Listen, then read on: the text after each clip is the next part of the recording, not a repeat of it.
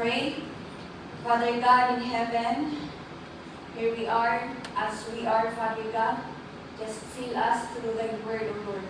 Hayaan po ng iyong banal na Espiritu ang siyang mangusap sa amin. And just meet the needs of Thy people, Father. Lord, hide me behind your cross and let your name alone be glorified. Let you increase, O Lord, and let us decrease, Father. We give you praise in Jesus' name. Amen. Maaari na po kayong maupo, mga kapatid. Yan, muli po, isang magandang hapon at mapagpalang araw ng Biyernes. So, 1 week has just passed na naman. Ang bilis ng araw. Bukas, Sabado na. Mamaya, Lunes na naman. Amen? But praise the Lord, we are still here praising and worshiping Him. Standing na nagtitiwala pa rin po sa Kanya at nabibigyan ng pagkakataon na muling mabago upang patuloy tayong nakakalugod sa Kanyang presensya, sa Kanyang mga mata. Amen? So, ang ating pong pag-uusapan ngayong hapon ay tungkol po sa ating Diyos, walang iba. Mga salita po niya na siyang muling bubuhay, muling magpapalakas. It will nourish our spiritual life. And it says there, the omniscient God. What is omniscient, mga kapatid? Ito po, ang ibig sabihin nito ay all-knowing. All-knowing. Having complete, unlimited knowledge. Complete na nga, unlimited pa. Knowledge or kaalaman sa knowledge of thoughts, actions, events. Yan.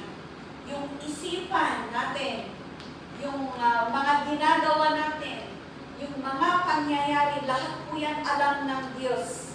Mga pangyayari po sa ating mga nakaraan, sa ngayon, at sa ating kinabukasan.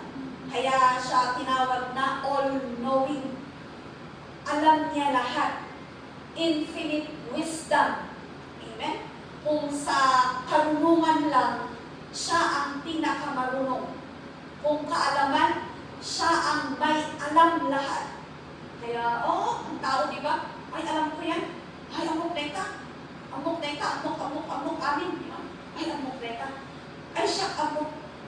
Mga ganun. Pero alam ko natin, ang Diyos po lamang ang nakakaalam sa lahat.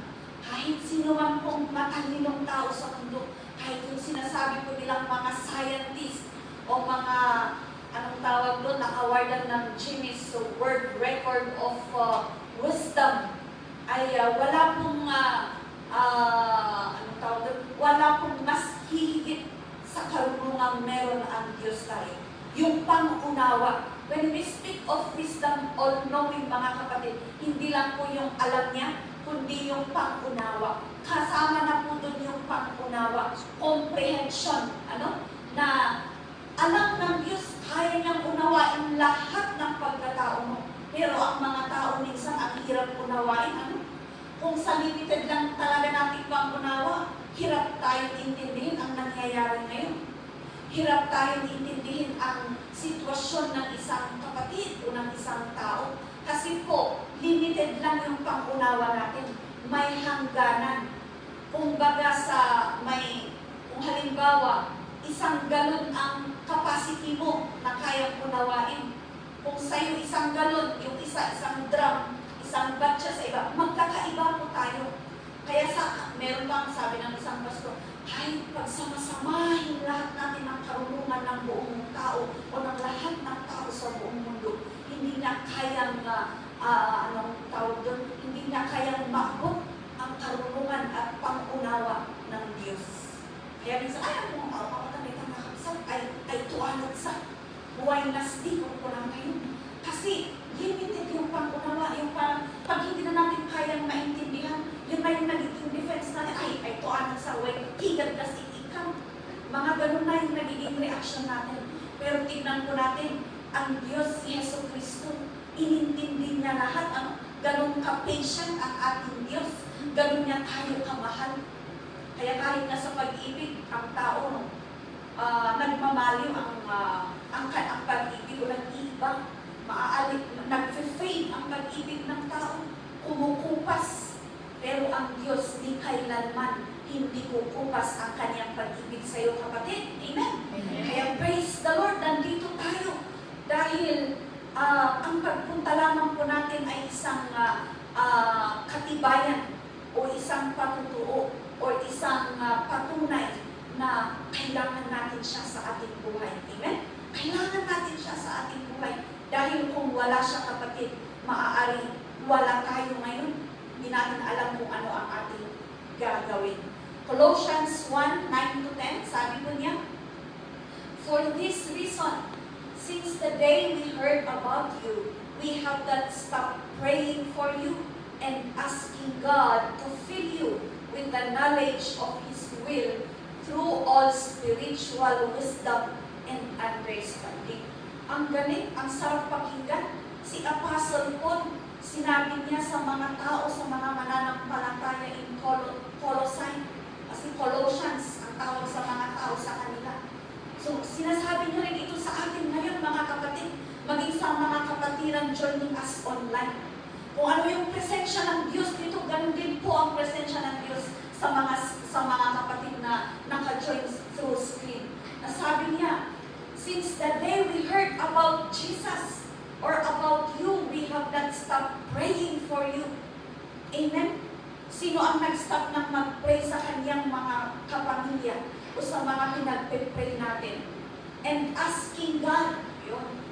Alam niyo ang sabi ni Apostle Paul, patuloy niyang pinag-pray at humihingi sa Diyos na puspusin niya tayo ng kaalaman. Sino ang nag-pray ng gano'n sa kapwa niya mananampalataya? Lord, fill your people with the knowledge that comes from you. Ano pa kaalaman sa kanyang kalooban? Through all spiritual wisdom. Ang spiritual knowledge po ay maiintindihan lamang yan ng karunungang manggagaling sa Diyos. Hindi karunungang manggagaling sa labas o sa mundo. And understanding. Karunungan at pangunawa. Sino ang may gusto ng pangunawa at karunungan? Amen? Kasi kung meron tayo nito, mga kapatid, yun nga yung sabi ko kanina, na e-extend ang pasensya mo. Yung short cordon na sinasabi nila, nagiging long. Kaya nga kaninang umaga, nung tumawag si brother, sabi, nagluluto daw ng longganisa, sabi ko, bakit kaya longganisa ang tawag dyan? Is short naman. Hindi naman siya mahaba, buti pa yung hotdog, mahaba. Mga ano bang tawag doon? Bakit sinabi ni Jesus na be joyful in your affliction kahit nagdadalang hati ka? Magalak ka pa rin. Diba kung minsan, sino ba naman ang magagalak pag ako'y namatayan? Kapag may sakit o may problema. Pero ito ang patunay na kapag buhay ang presensya ng Diyos sa buhay mo, yun yung sinasabi niya. Dahil kilala mo ang Diyos mo, nagtitiwala ka ng buo sa Kanya, kahit gabundok pa ang problema mo, may galak pa rin sa iyong puso, may peace pa rin sa iyong puso. Amen? Amen. Sino ang may problema? Amen. Sino ang nagagalak na may problema? Amen. No? Parang bumaba yung amen. Sino ang, kaya sabi nila, praise the Lord for, trial is a blessing. Sabi ni Pastora Lucrecia, ay maisog tutak kahit na ano ako, ay bumangon ang lantakan at praise the Lord. Alam mo yung testimony niya yun? Bakit? Nagtawanan ang mga tao. Kasi, kapag dadaan na muli ako, kapag nauntog ako at bumangon ako, mag-praise the Lord ako, sa halip na agmut-mut ka na, mahay blood ka, yaw na tinadaran, wala na. Nasira ang espiritu mo, madadamay yung daan, idadamay mo na lahat ng makikita mo, nagkagulo-gulo na ang buong araw mo. Kaya mag-praise the Lord ka rin kahit nauntog, sabi niya, dahil alam mo, sa susunod na daraanan mo yan, or nadaan ka dyan, alam mo na, mag-iingat ka para muli hindi ka mauntog. Pero pag nauntog, ganun ng paulit-ulit, ay, hindi ka nagpo-forward. Amen? Alam mo yung gulong na umiikot lang, pero hindi umaandar. Parang ganun po. Pero maraming salamat sa Diyos dahil binibigyan niya tayo ng pangunawa at karunungan upang upang sa simpleng bagay na nangyayari sa buhay natin ay na-acknowledge pa rin natin ang Diyos. Ano? Na binibigyan niya tayo ng lesson, ano pa, itinutuwid niya tayo, ano pa, na dito niya ipinapakita ang pag-ibig. Kaya nasabi niya, kahit pinapagalitan ka, or kahit nagalit sila sa iyo, pag-ibig nila yun sa iyo. Dahil ayaw nilang ikaw ay mapariwara. Diba? Mga mothers, na sinasabi ninyo yun sa inyong mga anak, at tayong mga anak din, lagi natin naririnig yun sa ating mga magulang. Ayaw nila tayong mapariwara. Psalms 147 verse 5. Great is our Lord and mighty in power. His understanding has no limit. Kaya lahat ng pagdaraanan mo, kapatid, yung mga pinagdaanan mo, yung kasalukuyan mong buhay, at sa susunod pang araw in the future, kayang unawain yan ng Diyos. Kasi nga, yung understanding niya has no limit. Pero pag sinasadya natin yung mga bagay-bagay para subukin ko, ako talagang naiintindihan ako ng Lord. Ay, wag po ganun. Ano? I-try ko nga kung talagang, let me try this, Lord, if you really understand me, and then sadyain mong gagawin kung ano ang gusto mo. Ano? Kaya, naiintindihan ni Lord ang kailangan dito sa church nung last Monday na walang mag-gitara. Kaya kinunwik ang sister na pumunta rito kahit nagdadalawang isip. Praise the Lord, kasi sinunod niya ang kalooban ng Panginoon na magamit siya dito. Amen? Amen. Ano pa? Psalms 139, 1 to 6. Start tayo ng verse 1. Sabi niya, Oh Lord, ito po si Hari David, na, Oh Lord, you have searched me and you know me. So kinikilatis pala tayo ng Diyos. Paano niya tayo sinesearch? Diba? Sa college o sa pag-aaral o even sa trabaho, may tinatawag na research. Ano ang ginagawa sa research subject? Nagsasaliksik. Pumupunta sa iba't ibang noon dahil wala masyadong computer and Google and ay libro yan, kaya ang library mas mataas pa sa ano. Hindi mo kaya may hagdan. Ano. Mataas ang kinalalagyan ng mga libro, kaya hindi mo kayang maabot. Kaya kailangan mo ng para kailangan natin ng hagdan. Yun. Parang ganun po. Imagine, isang topic lang, pero kailangan mo saliksikin lahat ng libro na related sa topic mo na yun upang maibigay yung the best research sa instructor. Kasi gusto natin ng 1 na grade. Gusto natin ng 1 na grade. Nung nag-aaral ako, hindi ko na inasam na magka-honor or magka-uno ng kolegyo. Ang nalagay lang sa puso ko, ang mahalaga, pumasa. Oo, pero ayaw ko rin yung pasang awa. At least naman, kaya salamat pa rin dahil, ay grabe ang buhay ko nung college, kahit ko banjing, praise the Lord, kasi pinantayan ako ng Panginoon talaga.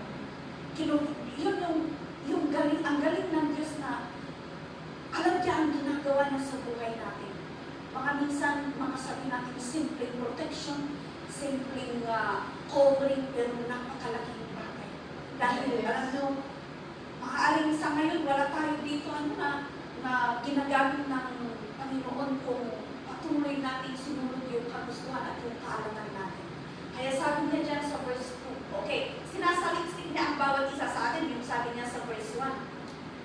He is searching our heart, searching our mind. Kaya alam niya. Sino ang nakakaalam ng bilang ng hibla ng buhok? Sige nga, bilangin natin. Start now. O diba, ayaw nyo? Tinitignan nyo palang, surrender na agad. Pero ang Diyos, alam niya. Alam niya kung ano ang nilalaman ng bawat isa ng puso at isipan.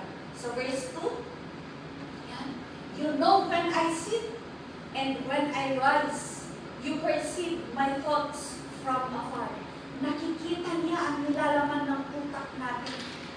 Kaya alam niya ang problema mo, alam niya ang kailangan mo, alam niya kung kailan ka mauupo o kung kailan ka tatayo. Alam din niya yung panahon na kung saan kailangan mo ng tulong niya. Minsan ang tao, pag kailangan natin ang Diyos, ay dahil sa sinasabi na, ay pakasalanan ako, tinatamad tayo or nahihiya tayong humingi ng tulong sa Kanya. Pero wag po tayong mahiya. Ano? Wag po tayong mahiya sa Diyos. Dahil walang tao na walang kasalanan. Lahat po tayo may pagkukulang. Ang gusto ng Diyos, lumapit lang tayo sa Kanya.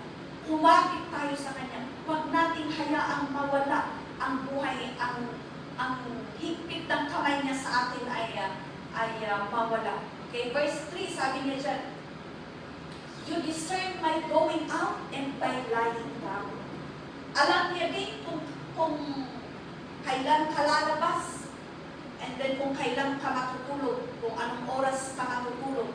Ano niyo ang ibig sabihin dito? Siya lang ang nakakaalam ng iyong buhay at kamatayan. Alam po ba natin kung kailan tayo mamamatay o isasauli o ibabalik ang hirang nating buhay? Wala po. Pati nga minsan yung mga nanghirang, di ba, ng mga gamit. Kahit ikaw na nanghiram, hindi mo alam kung kailan mo ibabalik. Kahit sabi mo, babalik ko yung mamaya. Yung mamaya naging bukas na. Yung bukas naging next week na hanggang sa mawala na. Hanggang pati yung hiniraman mo, nahiya na din. Hanapin. Diba? So, pero wag po tayo, sana tayong mahiya na lumapit sa Diyos.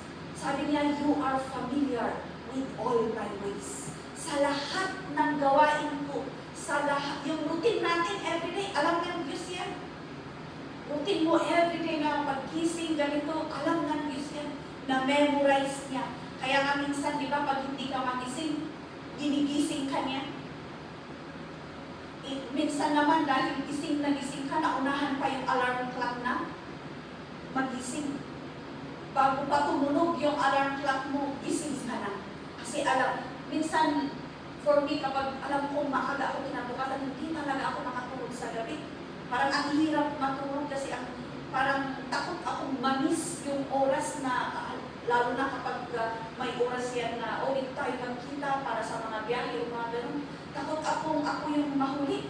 Hindi naman sa makikipagkompetensyahan ka na ikaw ang mauna. Pero takot akong ma-miss yung opportunity na yun. Lalo na yung I respect the time of every individual na makakasalamuha mo. Kasi hindi mo naman pag-aari ang oras nila. Ikaw din, hindi nila pag-aari ang iyong oras. Kaya kung ano yung oras na usapan, yun na yun. Amen? Yan, familiar siya sa atin. Oh, sino ang familiar? Pag may nakakasalubong kayo, minsan, oy, familiar yung mukha mo. Oy, familiar ka sa akin. Ay, narinig ko na yung pangalan mo. Mga ganon. Verse 4, ano pa ang sabi niya dyan? Before a word is on my tongue, you know it completely, O Lord.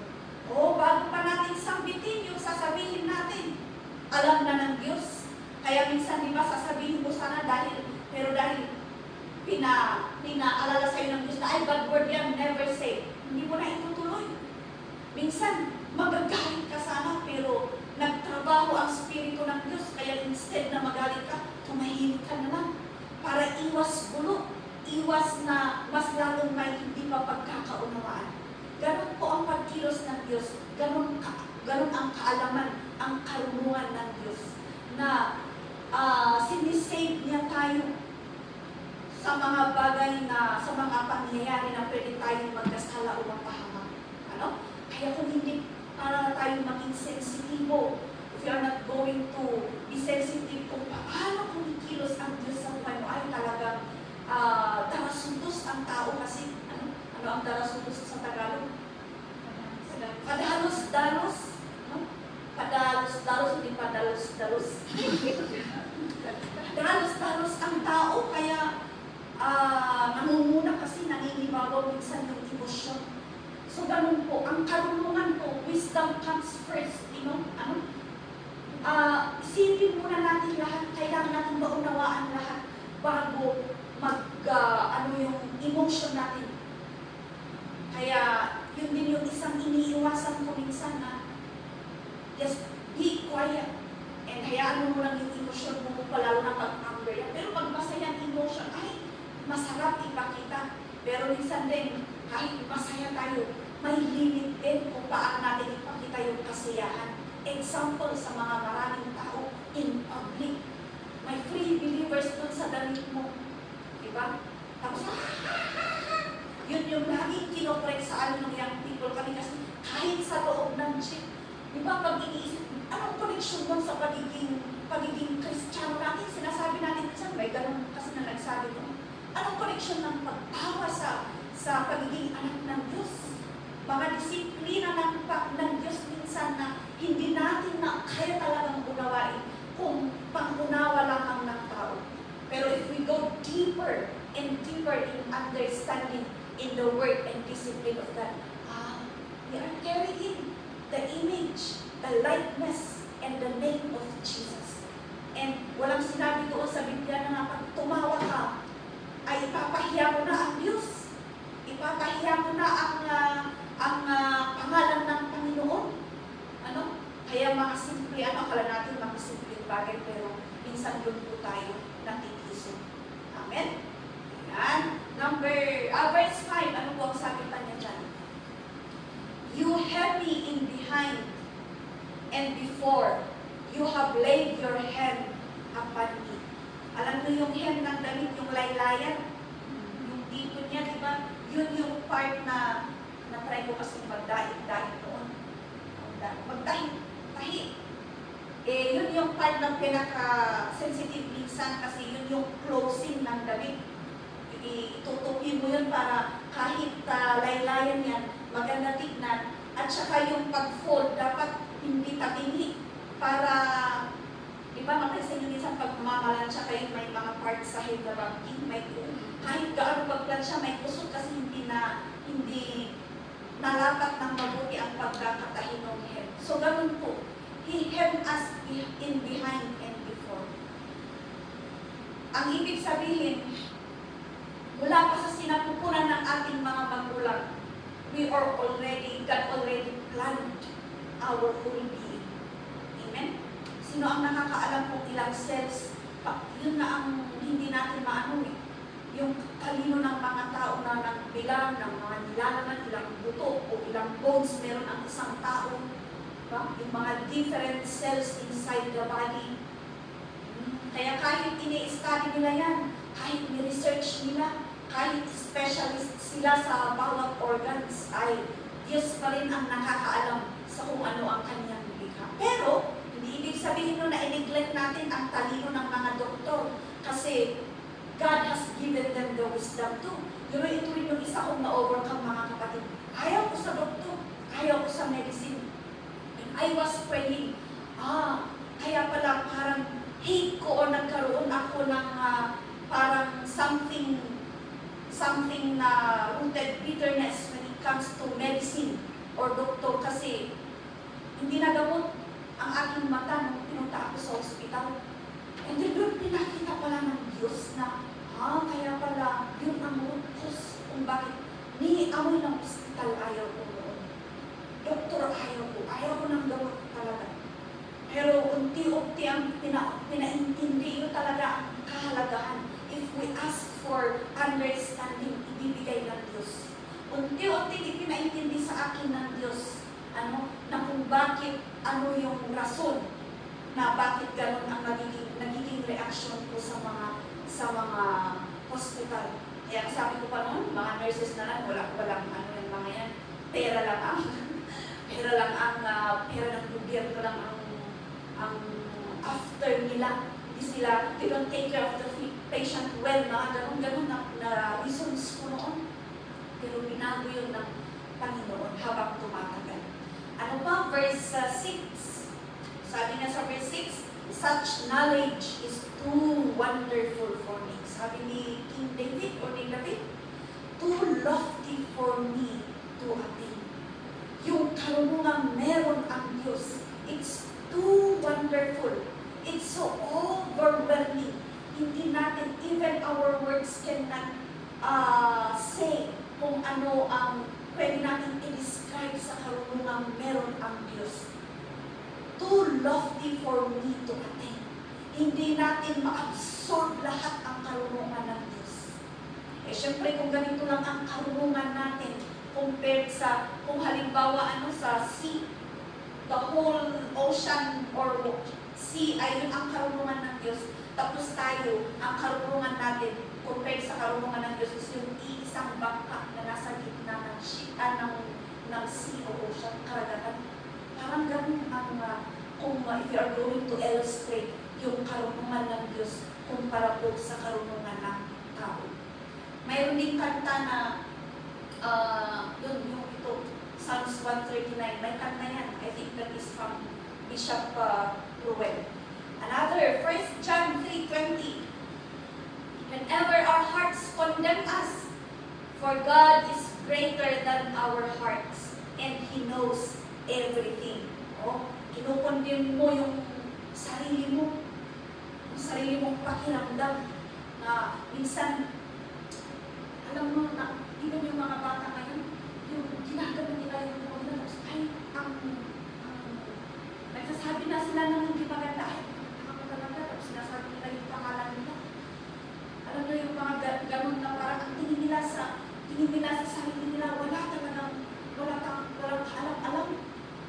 Kinukondem nila, sinasabihan nila ang sarili nila ng kung ano-ano.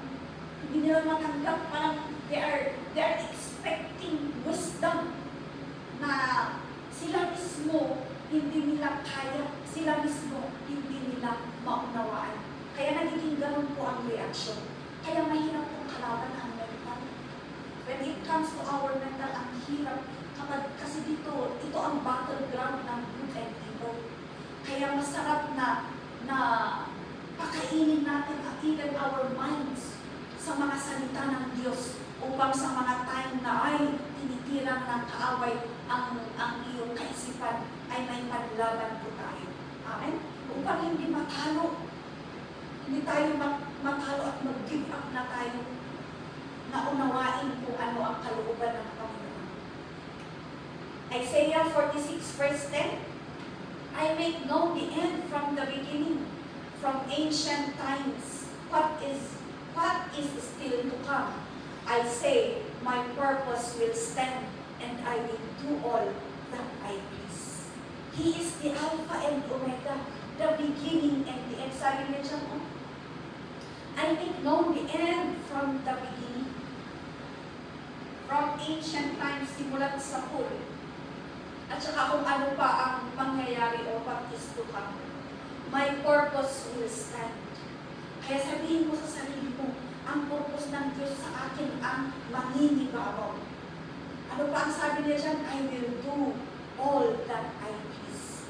Gagawin niya ang kagustuhan niya sa buhay mo. Kaya ipapatupad niya yan kahit ayaw mo.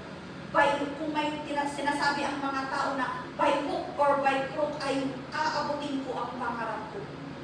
Ang Diyos by hook or by crook sa ayaw at gusto mo, sa hirap at kaginhawaan, God will pursue His purpose to your plan.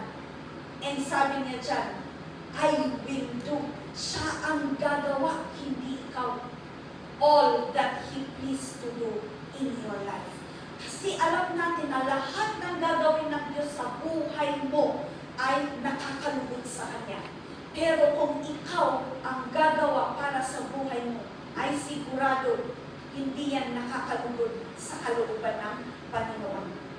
Matthew 6 verse 8. Do not be like them, o huwag tayong maging katulad nila, for your Father knows what you need before you ask Him.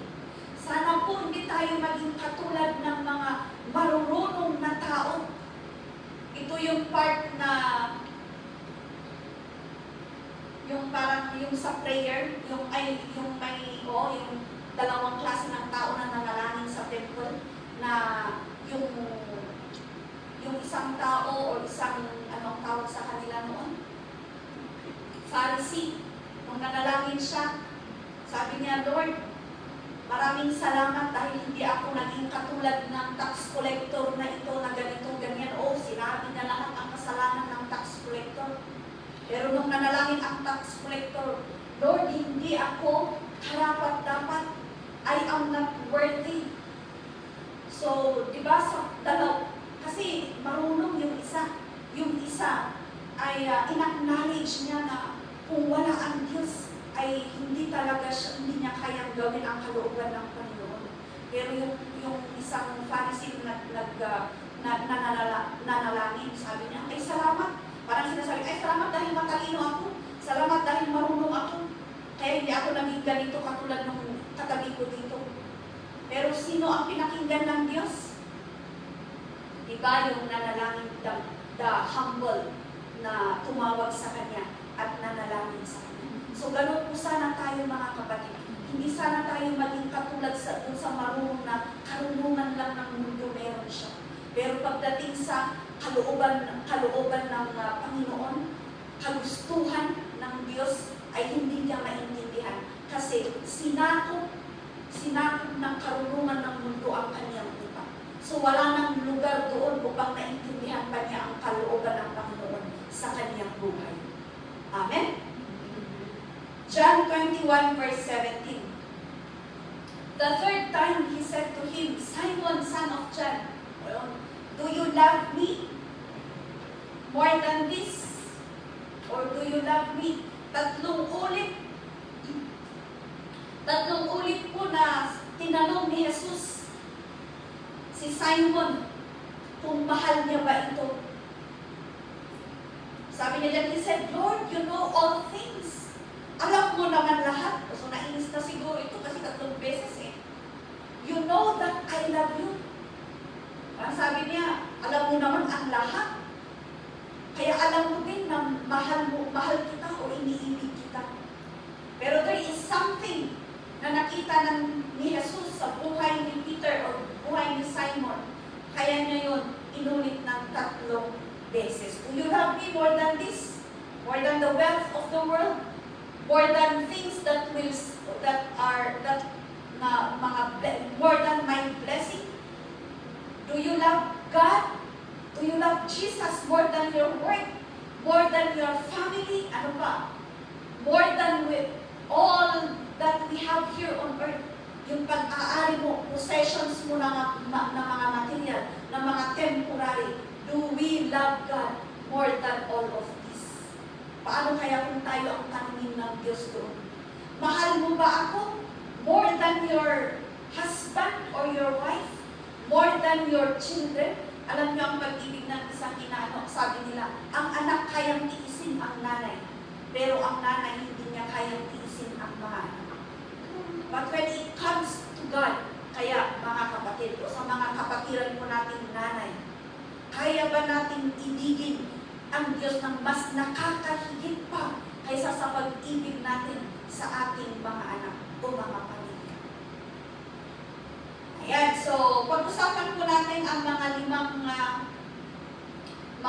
limang illustrations po na ipinakita ng Diyos ang kaniyang karunungan at kaalaman. Hindi lamang po limited sa 5 ito, marami pa po sa Biblia if you are going to read our Bible. Marami pa po doon, pero ito ay mga ilan lamang upang tayo ay ma-remind, upang tayo ay mapaalalahanan. Amen? Na kung may sitwasyon ka man sa mga ito, ay kilalanan na po natin. Yeah. Number 1, when Sarah lied to God, Genesis 18, 12 to 15. Ito yung time na matanda na sina Sarah at Abraham, although God promised them na magkakaroon sila ng anak. So, because they prayed for it na magkaroon ng anak. And then may pumuntang tao o yung angels of God sa camp ni Sarah and Abraham. So, sinabihan si Abraham na ay magkakaanak si Sarah. Itong si Sarah na nakikinig sa usapan ni na Abraham. So, Sarah laughed. Nung napakinggan niya sa kanyang edad na yun, 90 years, magkakaanak pa siya. So, anong nangyari? Nung narinig ni Sarah, na tumawa siya. So, Sarah laughed to herself as she thought, after I am worn out and my master is old, will I now have this pleasure? Ay, matatanda na kami. Parang lumipas na ang taon ng pag-aanak. Then Lord said to Abraham, why did Sarah laugh and say, will I really have a child now that I am old? O sinabihan through the angel, sinabi niya kay Abraham, bakit tumawa si Sarah? Si Sarah hindi nila kasama during that time, nandun lang sa malayo na nakikinig sa kanilang usapan. So kung halimbawa nandyan kayo with Abraham and the angels of God, nandito si Sarah na nakikinig sa usapan nila, tumawa si Sarah. So ibig sabihin, hindi naman hindi nakita ng mga angel of God yung pagtawa ni Sarah, pero alam ng Diyos na tumawa siya. And then, ang sabi pa niya dyan, is anything too hard for the Lord? Meron bang imposible at mahirap gawin ang Diyos? I will return to you at the appointed time next year, and Sarah will have a son. Next. Sarah was afraid, so she lied and said, I did not laugh. O, hindi naman ako tumawa. But God said, ang Diyos ko, yes, you did laugh. Nag-deny pa si Sarah, akala niya, hindi siya nakita, kahit man hindi siya nakita, nandun yung presensya ng Diyos. Kaya na alam niya na tumawa si Sarah. Amen? He knows when we are true or lying in our service, in our faith and worship to Him. Alam niya kung nagsisinungaling tayo. Alam niya kung pakita lamang ang ginagawa natin pananampalataya sa Kanya. Alam din niya kung ang pagpupuri natin sa Kanya ay katotohanan at espiritu. Kaya nga sabi nga doon, naghahanap siya ng manampalataya sa Kanya ng spirit and in truth, pero wala siyang nakita. Pero sana sa ngayon, kapatid, huwag na tayong magsinungaling sa ating Diyos. Tutuhanin na natin. Sana sa Kanyang paghahanap ng worshiper in spirit and truth, lahat po tayo ay makikita niya. Ano? Makikita niya tayo sana lahat na nananampalataya sa Kanya ng buo, ng tunay at ng espiritu. Amen? Sana hindi tayo, you did not worship me in spirit and in truth, doon ka sa left. Ikaw, dahil you worship me in spirit and truth, doon ka sa right. Yung time of judgment na mahiwalay ang mga righteous, ang mga tunay at hindi tunay. Sa mga gamit, may quality controller sa factory. Sineseparate nila yung, kaya sila tinatawag na QC. I-check nila kung kompleto ba lahat, nandun ba lahat ang mga or maayos ba ang pagkakagawa. Kaya ang tawag nila doon, may mga sinasabing factory defect na binibenta nila ng mas mura. Pero yung buo, yung tunay at kompleto, mas mahal. Sana hindi po tayo yung factory defect. Faith, yung may defect ang faith, kundi sana tayo po yung buo. Amen? Isa ka doon sa buo, kapatid, sabihin mo dyan sa katabi mo. Yan. Wala kang defect, sabihin mo. Yan, wala tayong defect. Praise the Lord. So hindi po natin maitago sa Diyos ang nilalang yung pananampalataya at pagpupuri po natin. Kaya hindi rin po sadya na ito ang theme natin. Dahil siguro nga, hindi lang siguro, pero tunay nga, na nawawala na ang espiritu at katotohanan sa pagpupuri natin. Dahil yun ang hinahanap ng Diyos. At wala siyang nakita, ay nakaay nakapsat. Nga noong may niapo, kataan tayo nga, dayaw iso ng espiritu kung ikinahulog. Maisina tayo. Mahihiwalay tayo. Amen? Kaya kung akala natin hindi alam ng Diyos ang sitwasyon mo, ng pananampalataya mo, alam niya. At siya lamang ang nakakaalam din kung paano ibalik yan. Gawin lamang po natin yung part natin. Patuloy lamang po tayong dumulog sa Kanya. Magpakumbaba, mag-repent. Amen? Pangalawa, Nathan. When Nathan rebuked David, ito yung during the time na nagkasala si David. Walang nakakaalam na Ginawa niya ito kay Rebecca na nagkaroon sila ng affair ni Rebecca? Ni Bathsheba. Yan. Nagkaroon sila ng affair, wala siyang sinabihan. Pero itong si Nathan, ay pumunta siya kay David. Sinabi niya, nag-illustrate pa si Nathan ng isang pangyayari upang sana maunawaan ni David yung sinasabi ni Nathan, pero hindi. Ano ang nangyari? All the more pa na nagalit si David sa kanya. Ano ang ibig mong sabihin? Sige, basahin ko natin. 2 Samuel 12:12, sabi niya, "You did it in secret, but I will do this thing in broad daylight before all Israel." Ang question, paano nalaman ni Nathan na nagkasala si David? So yun po, Diyos ang nakakaalam. So God made a way for Nathan na i-rebuke si David. So kaya ang Diyos, kapag may secret sins tayo, hidden sins na akala natin pwede or kaya natin itago sa ating pastor, sa ating leader, ay gagamit ang Diyos ng kahit sino man sa atin upang ipakita yung kasalanan natin. I-expose yun. Ano ang dahilan ng pag-expose? Hindi upang ipahiya ka. Hindi upang, upang hindi ipahiya ka or mapindang ka. Upang ikaw, kapatid, ay maituwid.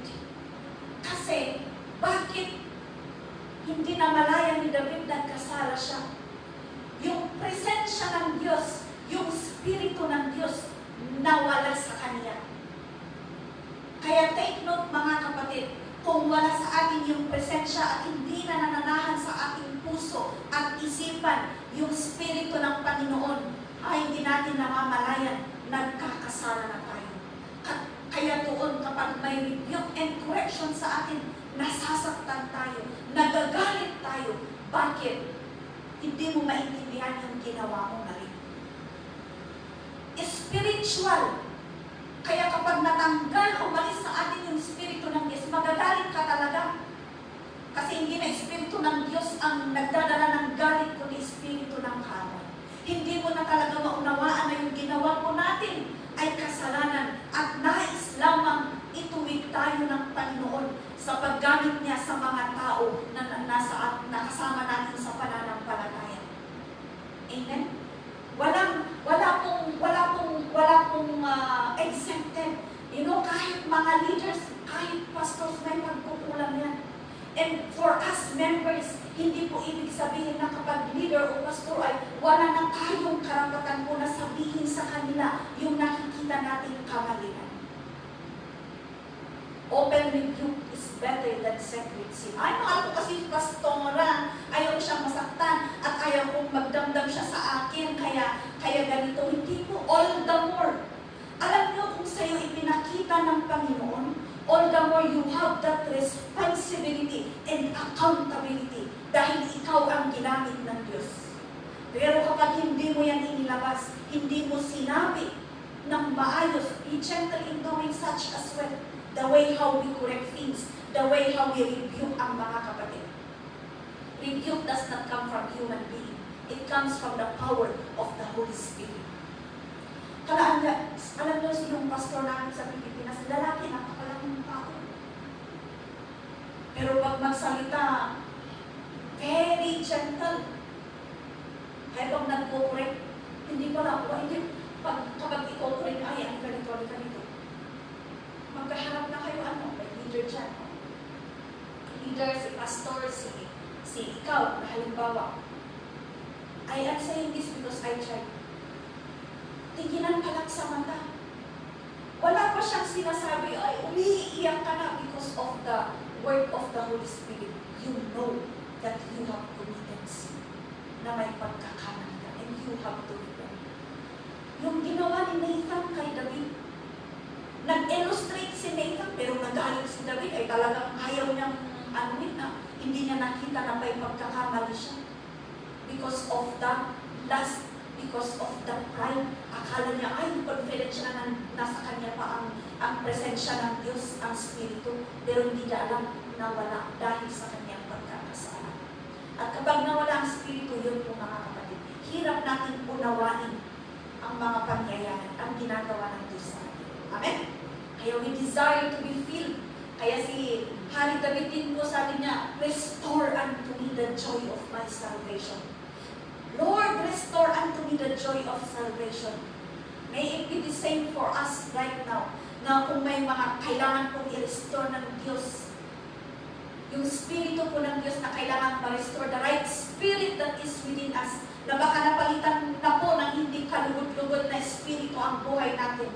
Yun po yung mga bagay na i-repent natin nang sa ganun, mapalitan ng presensya ng Diyos at hindi na po presensya ng kaaway. Amen? You know, all the more na we become a blessing sa lahat. Blessing sa employment, blessing sa kapwa natin mananampalataya, blessing sa ministry, even sa ating leaders, nagiging blessing tayo sa kanila. Kasi nakikita nila yung commitment mo, dedication mo, kung paano ka magbigay, na nabe-bless sila, na-challenge. Kaya ang isa, ang bawat isa po sa atin ay naging encouragement tayo sa buhay ng kapwa natin mananampalataya upang gawin po ang dapat at karapat-dapat. Pangatlo, mga kapatid, Ananias and Sapphira's offering. Oh, ito yung may pinagbilhan silang lupa. So automatic, diba? Alam natin na pag may income, may offering, tama? So mag-o-offer tayo. May offering or isasubmit natin. Ngayon, nung bumalik sila, tignan natin, basahin natin Acts 5, simula sa verse 1. Okay. Now, a man named Ananias, together with his wife Sapphira, also sold a piece of property. Lako dati notida. With his wife's full knowledge, he kept back part of the money for himself. So, ibig sabihin, with the wife's full knowledge, alam nilang dalawa, na he kept back part of the money. Hindi nila bigay ng buo. May part na tinanggal sila. But brought the rest and put it at the apostles' feet. So sa halip na ibigay ng buo, binawasan. Then Peter said, Ananias, how is it that Satan has to fill your heart that you have lied to the Holy Spirit and have kept for yourself some of the money you received for the land? Paano nalaman ni Peter na binawasan nila? Siyempre, kung magbabawas ka lang, ipakita mo sa kasi, uy, bawasan ko ito, bawasan ko ito. Hindi mo naman i-report, di ba, na magbabawas ka? Siyempre, kalimod, tatuawan di makakita. Silang dalawa lang ang nakakaalam. But here comes Peter. Sabi niya, Ananias, how is it that Satan, ang sakit nun, Satan has filled your heart, that you have lied to the Holy Spirit. So, even hindi lang po ang lying ay sa salita, there is also lying in action. Yung binigay mo, sige, nilagay mo siya. Oo, pero hindi naman binawasan mo. That is considered lying. Sabi pa nila, ay, how come anong tawag doon? Ang si Satan sa puso mo na magsinungaling ka sa Espiritu Santo. And have kept for yourself some of the money you received for the land. Verse 4. Didn't it belong to you before it was sold? And after it was sold, wasn't the money at your disposal? What made you think of doing such a thing? You have not lied to men, but to God. Oo, pag-aari mo yung tawag doon, yung lupa. Before, and after it was sold, wasn't the money at your disposal? Ayun na yung sinasabi natin, it's already in terms of giving. What made you think of doing such a thing? Ano, nung binabasa ko ito, ulit-ulit kong binabasa ko, oo nga. Kapag binabawasan natin yung para sa Diyos, kahit hindi sa tithe, even the offering, I believe God has put in our heart the offering that we give. But sometimes, mamamasahe pa ako mamaya, may bibili pa ako bukas. Binawasan mo yung offering mo or yung offering mo sana na pang regular offering, divided by 2 mo. At ginawa mo special offering at the same time. Regular offering. So sabi niya dyan, what made you think of doing such a thing? Ano ang iniisip natin minsan, bakit tayo nagkakaganito? Bakit natin ginagawa ito? We are lying to God through our actions, through our giving, even through our service. Na akala mo ang saya-saya mong ginagawa, pero sa puso, nilalaman ng puso mo, hindi. You are lying to the Holy Spirit, and God knows that. You have not lied to men, sabi niya dyan, but to God. Hindi ka nagsinungaling sa akin, pero nagsinungaling ka sa Diyos. Paano kaya nalaman ni Peter yun? Sinabi sa kanya ng Diyos. When Ananias heard this, he fell down and died. Huwag natin hintayin na dahil sa pangarap na pananampalataya, huwag natin hintayin, dahil walang maitago nga sa Diyos, nakahandog po tayo dito. He fell down and died. Immediately in front, namatay dahil sa kasalanan. And great fear seized all who heard what had happened. So there are many people, kasi sabi na, and great fear seized all who heard. Nangyari yun upang magbigay warning sa mga nakakita. Ganun din po sa atin ngayon. Amen? Na huwag na po natin kularan ang mga ganung gawain, bagkus maging totoo tayo. Ganun po ang ganun po ang karunungan at kaalaman ng Diyos sa buhay ng bawat isa. Ginagamit, kaya minsan, di ba sa preaching din, sinasabi nila, ano ba naman yan? Parang ako ang laging pinapatamaan. Kasi para sa iyo yung mensahe. Wala namang nagsabi sa pastor na yun o nagsasabi na yun kung ang tungkol sa sitwasyon mo. Pero alam ng Diyos ang kailangan mo. Amen? Alam ng Diyos ang dapat mong kainin. Alam ng Diyos ang dapat mong ulanin. Ngayon, kaya yun ang napapakinggan mo. Amen? And verse 6, then the young man came forward, wrapped up his body, and carried him out and buried him. So nilabas siya, at saka doon, diniretsyong itinanong. Ano yung itinanong? Inilibing. Ayan. About 3 hours, 3 hours ang pagitan. Later, his wife came in. So yung wife ni Ananias, si Sapphira. Not knowing what had happened. Hindi na alam ang nangyari sa asawa niya na namatay na at nailibing na pala. Peter asked her, tell me, is this the price you and Ananias got for the land? Diba sabi niya nung una, alam ni Sapphira na may kinuha sila, na binawasan nila. Yes, sabi niya. O tinanong, ito ba talaga ang kabuuan ng lahat ng iyong pinagbentahan? Yes, sabi ni Sapphira. That is the price. Opo, yan po yung lahat. Peter said to her, how could you agree to test the Spirit of the Lord? Let us not test the Spirit of the Lord. Look, the feet of the man who buried your husband are at the door, and they will carry you out also. And verse 10, at that moment she fell down at his feet and died. Then the young man came in and finding her dead, carried her out and buried her beside her husband. Nawala sa kanila yung Espiritu ng Diyos. Sana si Sapphira, kung meron sa kanya yung Espiritu ng Diyos that time, na nagkaroon sana siya ng thought or second thought na parang chance na sabihin ang totoo. Siguro kung sinabi niya yung totoo, baka hindi siya namatay. So let us look at the consequence if we do, nakikipag-agree tayo, nakikicompromise tayo, nakikigawa tayo sa hindi maganda, sa kasalanan.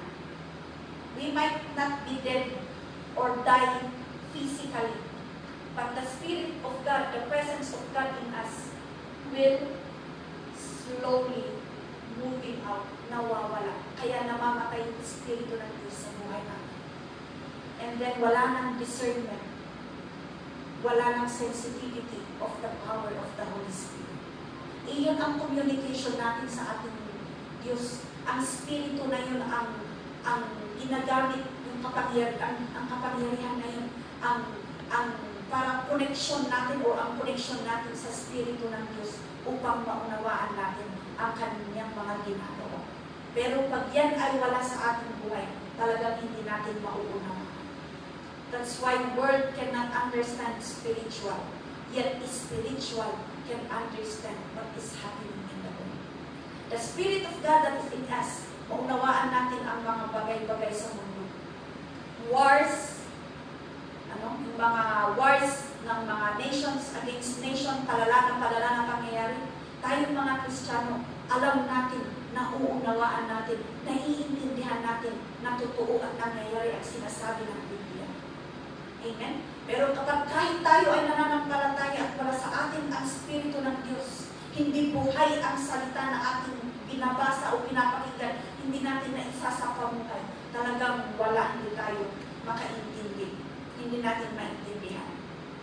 So huwag po sana tayong maging katulad ni Ananias and Sapphira. God is giving us chances every day na habang tayo ay nagigising na may buhay. God is giving us chances na maituwid. And number 3, na natin kayo na yung 3 beses na tinanong ni Jesus Christ si Peter kung mahal niya siya. Doon na lang po tayo sa when Peter denied Jesus doon po tayo sa Matthew 26:34. Nakita ito, alam na ni Yesu Cristo na i-deny siya ni Peter. When they had finished eating, Jesus said to Simon Peter, Simon, son of John, do you truly, doon po sa Matthew 26 na po. I tell you the truth. Jesus answered, this very night before the rooster crows, you will disown me 3 times. Sinabi na yun kay Simon Peter bago pa siya pumunta sa Gethsemane na manalangin, bago siya ay arestuhin ng mga Roman soldiers. Pero ano ang sabi ni Peter? Hindi mo kayo i-deny. I will not do that. Hindi ko yung gagawin. Pero nangyari, Luke, doon tayo sa Luke 22:54. Then seizing him, they led him away and took him into the house of the high priest. Peter followed at a distance. Ito na po nung si Jesus was, kasama po niya ang cross. Nandun si Peter na sinusundan ang ginagawa sa kanya. And then, express, but when they had kindled a fire in the middle of the courtyard and had sat down together, Peter sat down with them. A servant girl saw him seated there in the firelight. She looked closely at him and said, this man was with him. Ay, kasama niya, kasama ka niya. Sinasabi niya kay Peter. But Peter denied it. Woman, I don't know him, he said.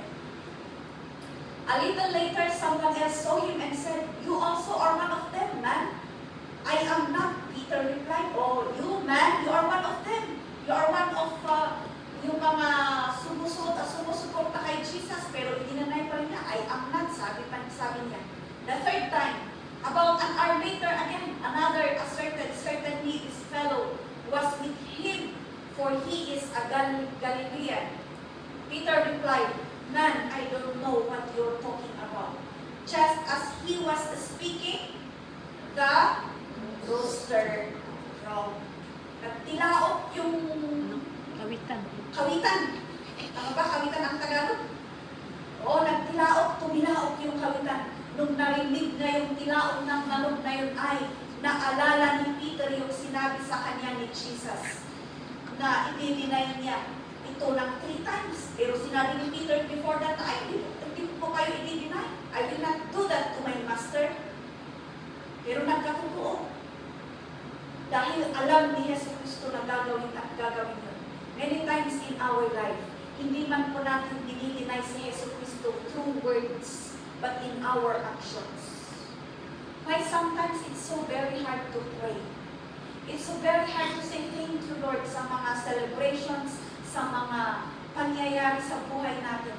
We just only say, Lord, help me kapag kailangan natin o may problema tayo. But during the time na masaya, good vibes, good, everything is good in your life, nakakalimutan na natin magbasa ng salita dahil, ay, on fire ako. I don't need the word of God anymore. I will no longer pray kasi on fire ako. Yun ang isa natin batayan. Hindi ibig sabihin na on fire, hindi ka gagalawin ng kaaway. All the more, pinaghahandaan ka rin ng kaaway. Amen? We are denying the power of God. We are denying the presence of God. We are denying yung kalooban, the will of God in our life, na hindi natin namamalayan.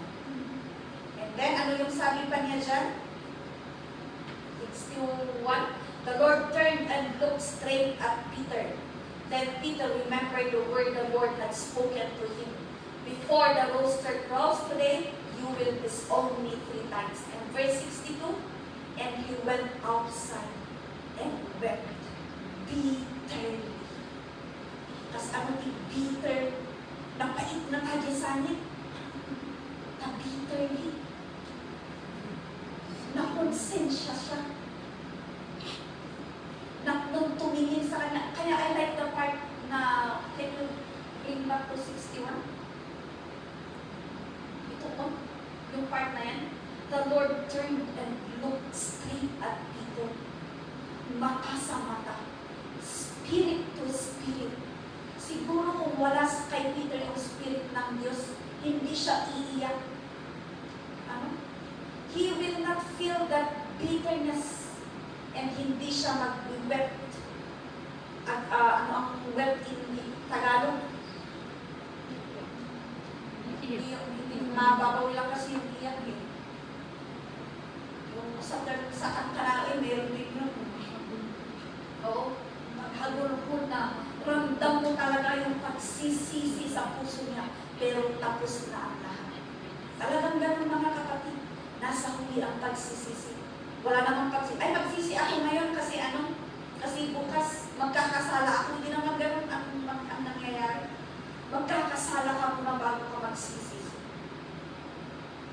When the Lord turned and looked straight at Peter, ay doon na nakita ni Peter, naramdaman ni Peter ang tunay na pag-ibig ng Diyos sa kanya.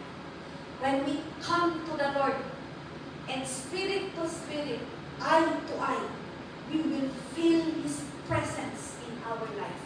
We will feel His Spirit moving in our life. Amen? Pero ni Espiritu ng Diyos hindi mo maramdaman, ay question mark, malaking question mark yun sa buhay po natin. Kaya sana po,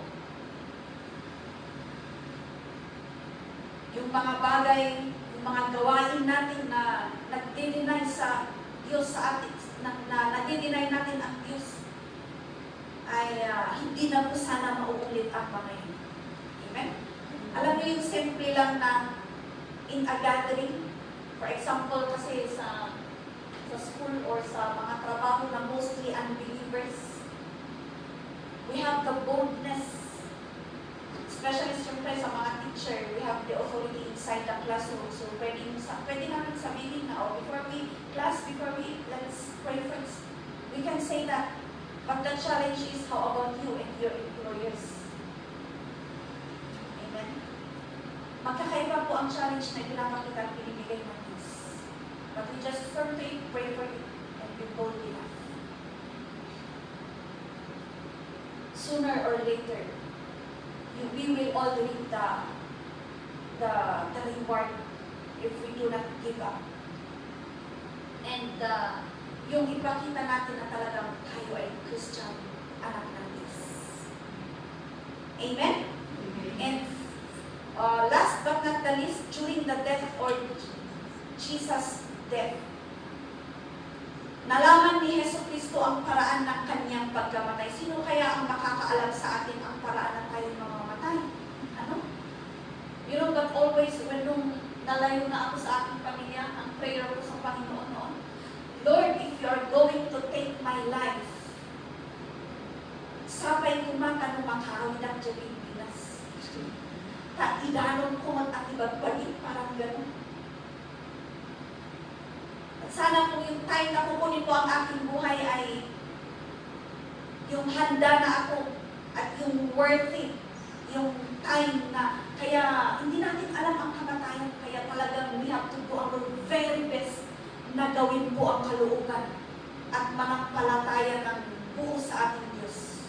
Kasi maaari ngayon, yes, on fire tayo, pero bukas hindi. Paano pag yung bukas na yun na nag-down ka, nanlalamig ka, nakarest ka sa iyong pananampalataya, o hindi mo nagagawa ang kalooban, nag-backslide ka, doon dumating si ang Panginoon. Walang nakakaalam ng paraan din na tayo ay mamamatay. Maraming namamatay sa aksidente, maraming na namamatay natural death, maraming namamatay dahil sa mga dahil sa war, sicknesses. Hindi mo nga akalain mamamatay, pero ibabalitan na lang na namatay ka, di ba? Ganun ang buhay. Our life is just a mist, like a mist, a pagdarigma. At kinamkalangkat, kastalangan ng tibyan. But God knows how, kung paano niya puta, kung kailan, at paano po natin ibabalik ang hirap natin buhay. Si Hesus Kristo, ganun po ang kaalaman niya. Nakita niya kung paano siya mamatay. Kaya yun nga yung panalangin niya, Lord, kung pwede sana na hindi ko pagdaraanan ito, yet not my will, but yours be done. Sana ganun din po ang ating panalangin. Amen? Ganun din po sana ang panalangin ng bawat isa sa atin. Okay, sabi nga sa Matthew 16:21, from that time on, Jesus began to explain to His disciples that He must go to Jerusalem and suffer many things at the hands of the elders, chief priests and teachers of the law, and that He must be killed, and on the third day, He be raised to life. And verse 22, Peter took Him aside and began to rebuke Him. Never, Lord, he said, this shall never happen to you. Ay, hindi ito mangyayari sa'yo. Hindi ka maghihirap. O si Peter pa talaga ang nagsabi, no? Jesus turned and said to Peter, get behind me, Satan. Paano nalaman na hindi na si Peter ang nagsasalita, kundi si Satan na? You are a stumbling block to me. You do not have in mind the things of God, but the things of men. Oh, alam ng Panginoon, hindi na si Peter ang kausap niya that time, kundi si Satanas, ang demonyo, ang spirito ng kaaway. Kasi kung si Peter yun, ipanalangin niya sana noon, i-pray mo nga rin kami, parang ginagawa natin, Lord, pag-pray na Lord, Pastor, ganito. Pero hindi, I never, my Master, it will never happen to you. Ginaganon pa niya. Kalooban ng Diyos yun eh. Diyos na mismo ang nagsasabi sa kanya na ganun ang paraan mamatay siya. Pero ni-rebuke. Kaya tignan nyo minsan ang pag-rebuke. Kaya nire-rebuke kayo, pero hindi tama pala ang ating pag-rebuke. At hindi tama yung nire-rebuke natin. Dahil yun talaga ang kalooban ng Diyos. Tapos i-rebuke mo. Kawanin hindi na, kapag ganun pala, ibig sabihin mo, ay, Espiritu ng Diyos ang nasa iyo na nagre-rebuke sa kalooban ng Diyos. Kundi, Espiritu ng kaaway. It is Satan na ginagamit niya tayo as instrumento niya. Kaya huwag tayong magpagamit. Amen? Huwag tayong magpagamit kay Satanas. Bagkus sa Diyos lamang po tayo magpagamit. Kaya alam niya kung kailan tayo ginagamit ng kaaway. Alam ng Diyos kung kailan ka initempt ng kaaway. Imang sumang kadagita nakakabsat, the power of the Holy Spirit. We need and we have to desire to be filled by the Word of God. At sabi na, let us not be a stumbling block. Tayong mga mananampalataya po sana ang maging encourager, motivator, not a stumbling block sa kapwa natin mananampalataya. All the more, maging blessing sana sa mga unbelievers. Hindi po tayo yung magiging hadlang na mapapalapit ang mga unbelievers sa presensya ng Diyos. Nakakatakot pa ganun. Hindi na Espiritu ng Diyos ang nasa iyo, Espiritu ng kaaway. Kasi ang Espiritu ng kaaway, stumbling block talaga. Pero pag Espiritu yan ng Diyos, ay comforter, encourager. Amen? Sabi niya dyan, you do not have in mind the things of God, but the things of men. So yun yung sinabi ko na pag wala sa atin, na naalis sa atin, or nawala sa atin yung Espiritu ng Diyos, hindi talaga natin maunawaan ang kalooban ng Panginoon. At ang gusto lang natin, yung kalooban ng laman natin, ang gustong-gusto natin ginagawa. Maging sa pagtulong sa trabaho ng Diyos, or even sa paggamit sa atin ng Panginoon. Hindi magiging victorious, or hindi nagiging blessing, or hindi mag-flow ang anointing ng Diyos. Kasi nga, sa iyo pa lang na instrumento na nagagamit, ay na-stop na doon. Na-stop. Nawala ang Espiritu ng Diyos. So, anong anointing ang mag-flow? Wala. Totoo rin yung sinasabi po ng ating mga pastors, bishops, and leaders. The spirit of the enemy or demon that is in a person ay pwedeng mag-flow yan. Kaya masabi nila, ay, ang kayo man this disciple ano na ganun to eh? Hindi sana yung mga makabundong pag-uugali o pamamaraan ang naipapasa. Pagkus yung paraan at yung pag-ibig na nanggagaling sa Diyos. Amen? May natutunan po ba tayo, mga kapatid? Amen. Kasi sabi niya sa Jeremiah 29:11, for I know the plans I have for you, declares the Lord, plans to prosper you and not to harm you, plans to give you hope and a future. Yung sinabi ko kanina, hindi pa lamang tayo nabuo, nasa sinapupunan pa lamang tayo ng ating mga ina. Kilala at alam na ng Diyos ang pagkatao natin. At sa ating paglaki, even sa ating pananampalataya, ito po ang plano niya sa atin. Na i-prosper tayo ang buhay, ang ministry, ang spiritual life. Na hindi po tayo masaktan, na hindi po tayo masira. Bagkus, bigyan niya tayo ng pag-asa at ng kinabukasan, habang buhay na kinabukasan. Hindi habang buhay na paghihirap ang hinihanda ng Diyos. Hindi po ganun. Habang buhay na pag-asa. And Ephesians 3. Dito na po tayo maglalas. For this reason, I kneel before the Father. This is Apostle Paul again. From whom his whole family in heaven and on earth derives its name. I pray that out of his glorious riches, he may strengthen you with power through his Spirit in your inner being, so that Christ may dwell in your hearts through faith. Without faith, the Holy Spirit will not dwell in us. If we will not receive the Holy Spirit from above, it will not come and dwell in us. The Holy Spirit will enforce our faith to do what pleases the Lord, to do what is right in the sight of God.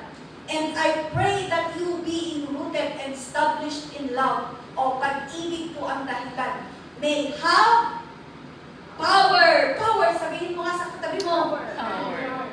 Together with all the saints or co-believers to grasp or maunawaan, maintindihan how wide, ganun po natin, how wide, how long, how high, how deep is the love of Christ. Verse 19, and to know His love that surpasses knowledge, that you may be filled to the measure of all the fullness of God. Yan po ang kalooban ng Diyos. Fullness. Hindi po ankle level or knee level or waist level lang. Bagkus buo. Fullness of God. Sino ang may gusto na pag iinom kayo ng gatas, yung isa maliit, tapos yung isa marami or punong-puno? Siyempre, pag puno, dapat puno lahat. Para walang away, ano? Pero pag alam niyo, you know that even it is also spiritual. Amo yung nagkikakabsat na nababanti pa nakaabot na po tapos siti pa mati pa sa espiritu ay talaga nga makwarang. Dahil ipapatila ko ina, di ako mabasit. Agpaiso, di ba? Agpaiso. Nung naadra ka niya, napunuan tayo, nakal di pa mati, napunuan itim espiritu ay, ang itim na awatan. There is peace, there is unity. Uray mo ko na maipagam tuwang lakdan na kati Santo Espiritu, tanaknapuan ka maroon, iso natin makita kung baka niya haan na umutan, kaya iso nga, intal namon. So, maadali kapya, there is peace, instead na magwaral kayong lahat. Because of the unity, one spirit that is within the family, kaya po, adalan tayo ikikapya. Amen? And verse 20, now to Him who is able to do immeasurably more than all we ask or imagine, according to His power that is at work within us. To Him be the glory, or to Him be glory in the church and in Christ Jesus throughout all generations, forever and ever. So lahat ng generation, ganun ang kalooban ng Diyos, hindi lang ngayon, hindi lang dito sa lugar na ito, kundi buong mundo at sa lahat ng henerasyon. Kaya ganun po sana ang ating ipapasa. Amen?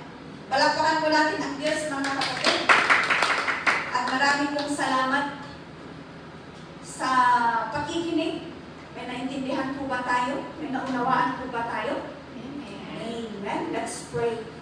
Father God, maraming salamat sa iyong mga salita na muli kami natuto, na-remind, Father God, upang kami patuloy na mag-submit, mag-commit, O Lord, and just surrender our life under your care.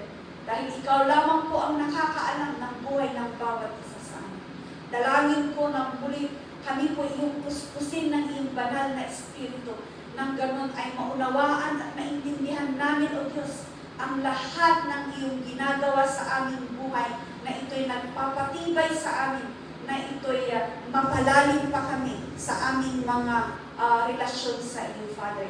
Lord, we thank you. Seal these words in our hearts and in our minds, and we are going to apply them in our daily walk with Jesus. This I pray in Jesus' name. Amen. Balik ko po sa ating MC.